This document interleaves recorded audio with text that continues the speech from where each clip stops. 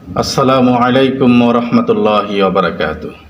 আলহামদুলিল্লাহি রাব্বিল আলামিন ওয়াল আকিবাতু লিল মুত্তাকিন ওয়াস সালাতু ওয়াস সালামু আলা নাবিয়্যিনা মুহাম্মদ সাল্লাল্লাহু আলাইহি ওয়াসাল্লাম ওয়া আলা আলিহি ওয়া আসহাবিহি আজমাইন, আম্মা বা'দ। সম্মানিত দিনদার ভাই ও বোনেরা, আল্লাহ পাকের অশেষ মেহেরবানি যিনি আমাদেরকে কোরআন দান করেছেন। এই কোরআনের মাধ্যমে রাসূলুল্লাহ সাল্লাল্লাহু আলাইহি ওয়াসাল্লাম পৃথিবীর শ্রেষ্ঠ মানুষ তৈরি করেছিলেন। কোরআন শিক্ষা আমাদের জন্য অপরিহার্য। আল্লাহ সুবহানাহু ওয়া তাআলা কোরআন শিক্ষাকে ফরজ করে দিয়েছেন। আল্লাহ তাআলা পবিত্র কালামুল্লাহ শরীফে বলেন, ইকরা বিসমি রাব্বিকাল্লাযী খালাক, পড়ো তোমার রবের নামে যিনি তোমাকে সৃষ্টি করেছেন। মানুষের শ্রেষ্ঠত্ব অর্জন হবে কোরআন শিক্ষার মাধ্যমেই। আল্লাহর রাসূল সাল্লাল্লাহু আলাইহি ওয়াসাল্লাম বলেন, খয়রুকুম মান তাআল্লামাল কুরআনা ওয়া আল্লামা, তোমাদের মধ্যে উত্তম সেই ব্যক্তি যেই ব্যক্তি নিজে কোরআন শিখে এবং অপরকে শিখায়। তা প্রিয় দিনদার ভাই ও বোনেরা, আমি আপনাদেরকে এই কোরআন শিক্ষার উপরেই ক্লাস করতে যাচ্ছি।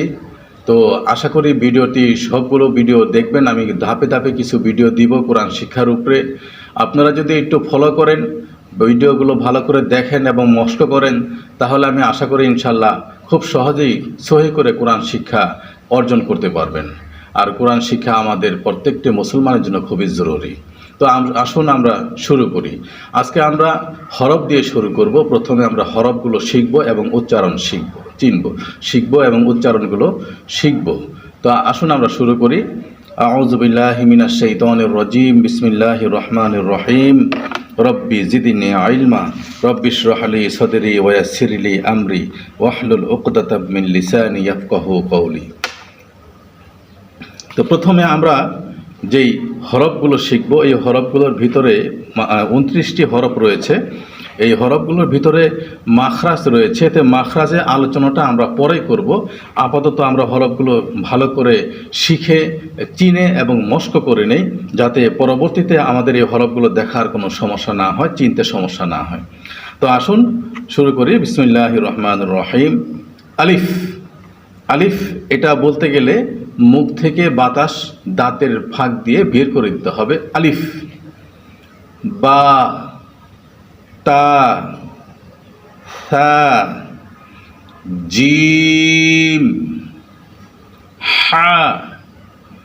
হা কণ্ঠনালীর মধ্যখান থেকে হা। খ, খ, দাল, দাল,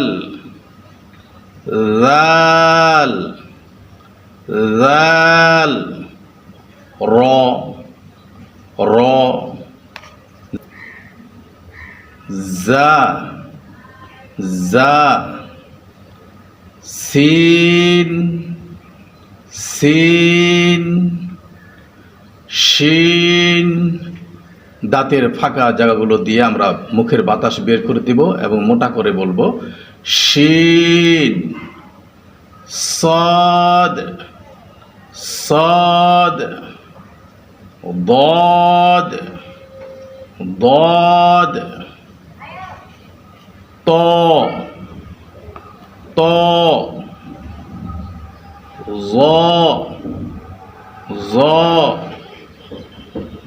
আইন। এটা কণ্ঠনালীর মধ্যখান থেকে আমরা হা যেখান থেকে উচ্চারণ করেছি, হা যেখান থেকে উচ্চারণ হয়েছে, এই আইনটা সেখান থেকে উচ্চারণ হবে, অর্থাৎ কণ্ঠনালীর মধ্যখান থেকে, যেটাকে আমরা হলক বলি, যে হলকের মধ্যখান থেকে আইন এবং হা এই দুইটা হরফ উচ্চারণ হয়। তো আমরা পড়ি আইন, আইন, আইন। এটা সাধারণভাবে গইন, গইন। ফা, ফা, কফ, কফ। জিহ্বার গোড়া থেকে আমরা চেষ্টা করব, যদিও দেখা গেছে যে বয়সের পার্থক্যের অনুযায়ী আমাদের মুখের ভাঁজটা অন্যরকম হয়ে যায়। তো আমরা চেষ্টা করব, চেষ্টা করলে আল্লাহ পাক জাযা খায়ের দান করবেন। তো জিহ্বার গোড়া থেকে কফ, কফ, কাফ, সাধারণভাবে কাফ, লাম, লাম, মিম, মিম, নুন, ওয়াও, ওয়াও, হা, হামজাহ, ইয়া, ইয়া। বন্ধুগণ, আমরা এই যে আরবি হরফের ভিতরে আমরা যে সমস্ত চিহ্নগুলো দেখতে পাচ্ছি, যেমন এখানে গোল চিহ্ন দেখতে পাচ্ছি, আবার হামজার ভিতরে আমরা গোল চিহ্ন দেখলাম। এই গোল চিহ্ন প্রকাশ করে যে এই হরফটা কোনো টান হবে না, অর্থাৎ আলিফ, আলিফ তাড়াতাড়ি। তারপরে আমরা বা পড়েছি, বার পাশে দেখেন যে একটা আলিফ রয়েছে, খাড়া আলিফ রয়েছে। এই আলিফটা প্রকাশ করে যে এখানে বাটা এক আলিফ টেনে বলতে হবে, বা, বা। আর এই যে মোটা চিহ্নগুলো আমরা দেখতে পাচ্ছি, মোটা চিহ্নগুলো যে আমরা দেখতে পাচ্ছি, এই মোটা চিহ্ন যেই হরফগুলোর উপরে আছে এই হরফগুলোকে চার আলিফ টেনে পড়তে হবে। চার আলিফের পরিমাণ একটা বাঁকা আঙ্গুলকে ধীর গতিতে সোজা করতে যতটুকু সময় লাগে অতটুকুই এক আলিফ ধরা হয়, এরকমভাবে চার আলিফ টান। তাহলে যেমন এই হরফটা সিন, যেমন এই হরফটার মধ্যে আছে জিম, এগুলো মোটা চিহ্ন বলা হয়। এই চিহ্ন যে হরফের উপরে থাকে অথবা সামনে যে মদ আছে সেই মদের হরফের উপরে থাকে, সেই মদের হরফটা চার আলিফ টান হয়। এটা আমরা পরবর্তীতে আলোচনা করব। আমরা আপাতত যেভাবে আমরা হরফগুলো এই দেখলাম এবং শুনলাম, মস্ক করলাম, আমরা বেশি বেশি করে মস্ক করে এই হরফগুলোকে উচ্চারণ শেখার চেষ্টা।